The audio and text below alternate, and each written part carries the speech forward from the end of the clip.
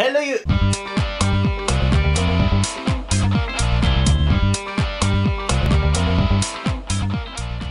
T'es sérieux, t'as une semaine de repos et t'es pas foutu de faire ton travail correctement? Je suis une peluche, mec. Hello YouTube, j'espère que vous allez bien. Ce week-end, c'était le salon C'est bon Japon et c'était vraiment intéressant.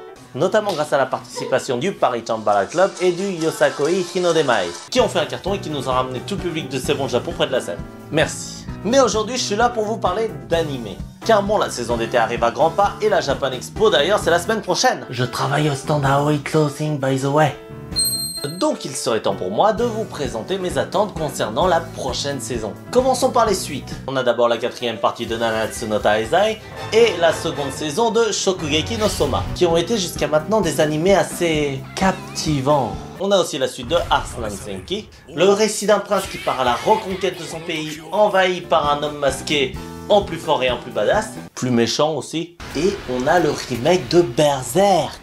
Remake oui et non, parce qu'en fait ça va beaucoup plus s'accentuer sur la partie de l'histoire qui n'a pas été traitée dans l'animé de 1997. Du coup, si vous n'avez pas encore vu cet animé, regardez l'animé de 1997, il est vraiment énorme.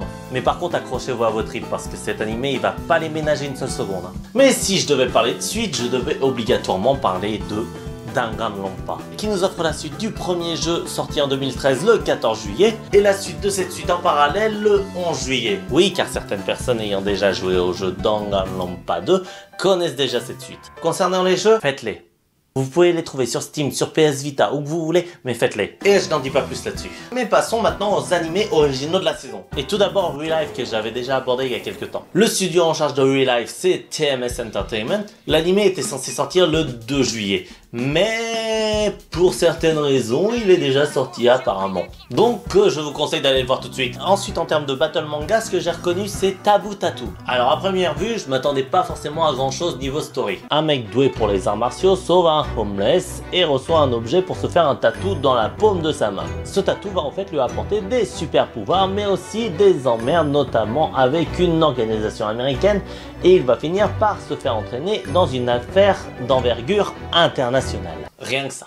Très franchement, si j'avais pas vu le trailer, je serais passé à côté de celui-là. Mais les mouvements et le travail de action est vraiment beau, ce qui met vraiment en avant le côté art martial de l'anime. C'est les studios JC Staff qui s'occupent de cet animé et il va sortir le 5 juillet. Et il a l'air plutôt cool. Après le battle, le suspense, avec 91 Days de 9 juillet. Avio vit dans une zone interdite où la loi, bah, tu t'en bats les steaks.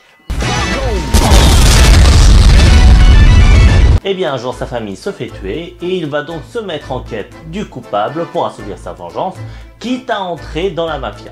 Les studios Shuka travaillent sur l'animation et ce sont ceux qui ont travaillé sur Dulalala, donc c'est plutôt cool. Et puis en plus l'opening c'est Signal de TK. Mais si, TK est celui qui a fait ça.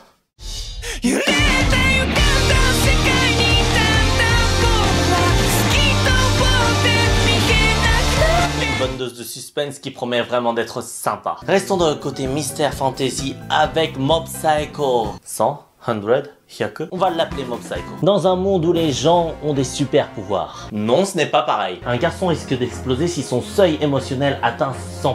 Mais tant que ce n'est pas le cas et qu'il fait profil bas, Mob peut vivre comme tout un chacun. Mais si son seuil atteint 100%, des choses terribles vont arriver. Bon, c'est vrai que dit comme ça...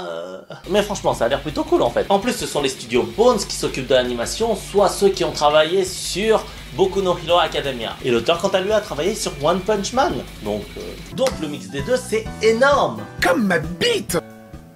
Passons à la comédie. Vous connaissez Barakamon? Eh bien l'anime que je vais vous parler, Handa-kun, se passe 6 ans avant Barakamon. Donc c'est peut-être cool. Dans sa vie au lycée, suite à une erreur, Handa, génie de la calligraphie, devient le centre d'attention de toute l'école, attirant les bons et les mauvais côtés. Même si lui, au final, il n'aspire qu'à être au calme. L'auteur étant le même que Barakamon, ça peut être que plutôt cool. On peut s'attendre à une bonne qualité en termes de gag. Ce serait dommage si c'était pas le cas étant donné que c'est un gag manga. Et enfin, terminons avec la comédie romantique Orange. Takami Anaho reçoit une lettre, envoyée par elle-même dans sa version 27 ans. Comme quoi elle n'avait qu'un seul véritable regret dans sa vie et que pour ne pas avoir ce regret, Naho devait garder un œil sur le nouvel étudiant qui va bientôt arriver. Cela influencera non seulement elle, mais aussi cet étudiant. Un animé produit par TMS Entertainment, c'est-à-dire donc Real Life, mais aussi Détective Conan. C'est le réalisateur de Steins Gate qui s'occupe de ça, donc ça peut être assez cool. Et comme musique, on a mis là et document d'être pas mal. Et voilà, c'est la fin de mes attentes concernant la saison d'été. Dites-moi dans les commentaires quel est l'animé que vous attendez le plus. Et ce week-end, je participe aussi à un autre événement, le Neocamp Party 2, un gros tournoi Smash, qui se tiendra au 18 avenue de l'Europe,